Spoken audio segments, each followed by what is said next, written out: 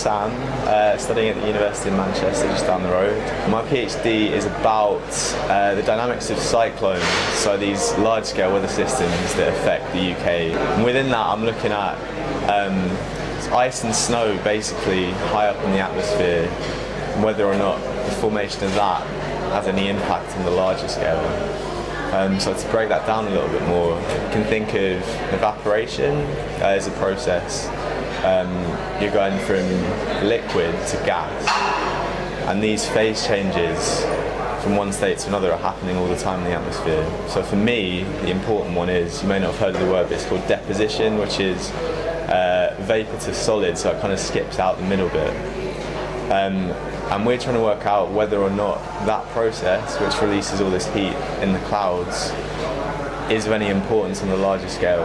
And it's something that's not been looked at too much before, that link between the smaller scale and the larger scale, and that's really our goal.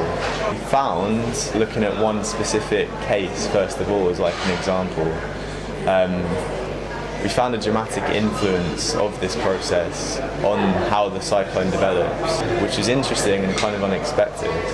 The challenge now is to apply that more generally, because although in this one case it's helped to give us stronger winds and heavier rain, for example, we need to know, because this is what affects people's lives on a day-to-day basis, whether or not this is important generally in these cyclones. So the reason we want to look at these ice processes is the fact that relative to the other phase changes I was talking about, computer models have a hard time representing these, and there's quite a bit of uncertainty related to them, which can then cause errors in forecasts. And because the overall goal with all of this is to improve forecasts of weather phenomena, this kind of underpins the whole study that we're doing.